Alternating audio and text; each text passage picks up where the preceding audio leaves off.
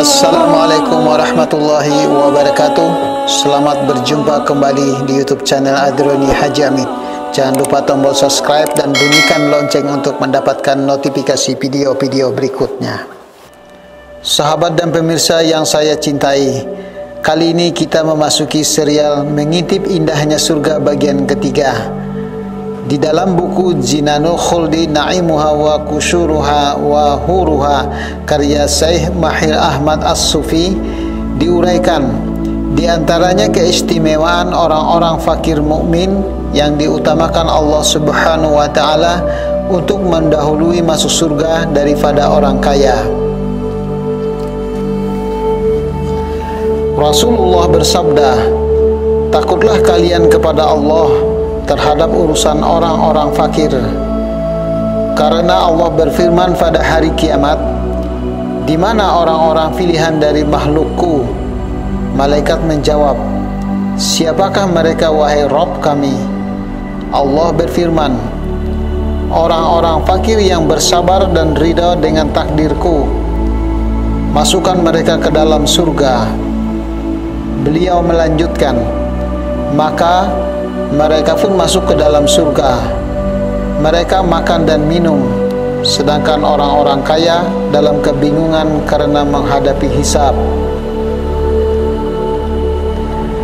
Dalam hadis dari Abu Hurairah, Rasulullah bersabda, "Orang-orang fakir masuk surga sebelum orang-orang kaya selama 500 tahun. Setengah hari di akhirat." Hadis riwayat At-Tirmizi.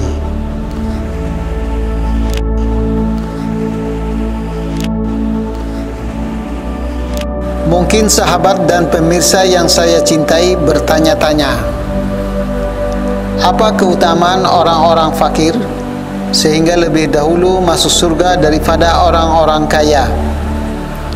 Sahabat dan pemirsa di mana saja Anda berada, di hari penghisapan kelak, orang-orang kaya harus mengantri lama untuk menghisap harta yang dimilikinya.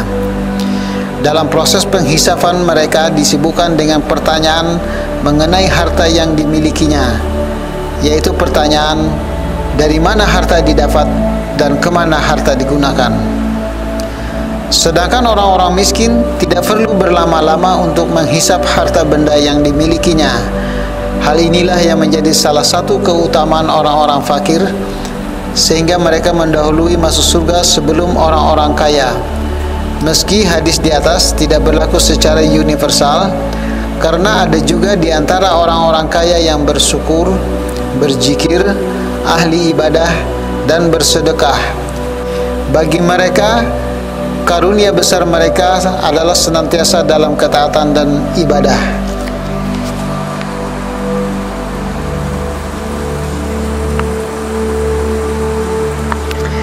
Di zaman Rasulullah, para sahabat yang tergolong fakir miskin pernah menyampaikan perasaan mereka kepada Rasulullah tentang orang kaya yang lebih beruntung dalam beribadah. Karena di samping mereka bisa mengerjakan salat, melaksanakan puasa dan ibadah lainnya, mereka juga bisa bersedekah dengan kelebihan harta, sedangkan orang-orang fakir tak memiliki harta untuk bisa disedekahkan. Lantas Rasulullah menjelaskan bahwa sedekah dapat dilakukan dengan banyak cara, tidak melulu harus berupa harta. Sebagian sahabat Rasul pernah bertanya kepada Nabi SAW, "Wahai Rasulullah, orang-orang kaya pergi dengan pahala yang banyak. Mereka sholat seperti kami sholat. Mereka juga puasa sebagaimana kami puasa. Mereka juga bersedekah dengan kelebihan harta mereka, sementara kami tidak bisa melakukannya." Rasulullah berkata, "Bukankah Allah telah menjadikan bagi kalian jalan untuk bersedekah? Sesungguhnya setiap tasbih adalah sedekah, setiap takbir sedekah, setiap tahmid sedekah, setiap tahlil sedekah, setiap amar ma'ruf nahi mungkar juga sedekah, bahkan kemaluan kalian sedekah."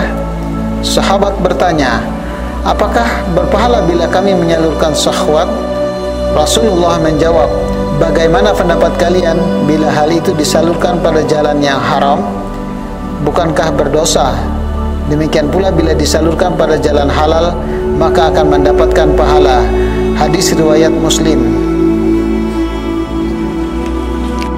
Wajar memang di saat itu orang-orang fakir merasa iri terhadap orang-orang kaya karena memiliki kelebihan keuntungan dalam beribadah.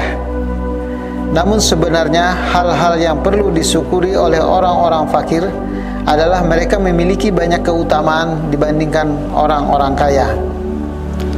Keutamaan itu adalah: 1. Amalan orang miskin nilainya lebih besar dibandingkan orang kaya. Bagi orang kaya, sedekah 1 juta hingga miliaran mungkin tidak menjadi persoalan karena uangnya memang tidak berseri. Namun bagi orang fakir miskin yang untuk biaya sehari-hari saja tidak menentu, ketika ia bersedekah meskipun nilainya cuma Rp1.000, sedekahnya ini lebih bernilai di sisi Allah Subhanahu wa taala. Dari Abu Hurairah, Nabi SAW bersabda, 1 dirham dapat mengungguli 100.000 dirham. Lalu ada yang bertanya, bagaimana itu bisa terjadi wahai Rasulullah? Beliau jelaskan, ada seorang yang memiliki 2 dirham lalu mengambil 1 dirham untuk disedekahkan. Ada pula seseorang memiliki harta yang banyak sekali, lalu ia mengambil dari kantongnya 100.000 dirham untuk disedekahkan. Hadis riwayat An-Nasai.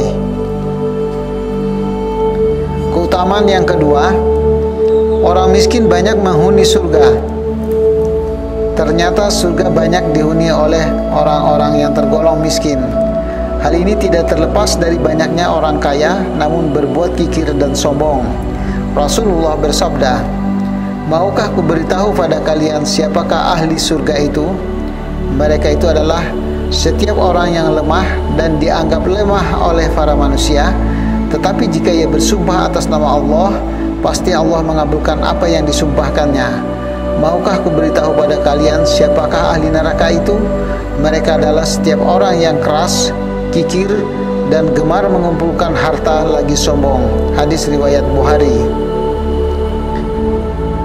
Kemudian keutamaan yang ketiga, orang miskin masuk surga lebih dulu 500 tahun sebelum orang kaya. Rasulullah bersabda, orang beriman yang miskin akan masuk surga sebelum orang-orang kaya, yaitu lebih dulu setengah hari yang sama dengan 500 tahun. Hadis riwayat Ibnu Majah.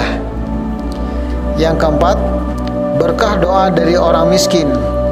Tahukah kalian bahwa kekayaan yang dimiliki orang kaya di sekitarmu itu bisa jadi karena ada doa dari orang-orang miskin yang pernah mendapatkan bantuan dari orang kaya di sana. Rasulullah bersabda, kalian hanyalah mendapatkan pertolongan dari rezeki dengan sebab adanya orang-orang lemah dari kalangan kalian. Hadis riwayat Bukhari. Sahabat dan pemirsa yang saya cintai, tentu saja orang-orang fakir yang akan mendahului masuk surga sebelum orang kaya adalah mereka yang sabar atas kefakiran, ahli ibadah, dan ridha atas takdir Allah. Lisan mereka adalah lisan yang selalu berzikir, bersyukur, dan hanya beribadah kepada Allah. Allahu a'lam bishawab. Terima kasih. Wassalamualaikum warahmatullahi wabarakatuh.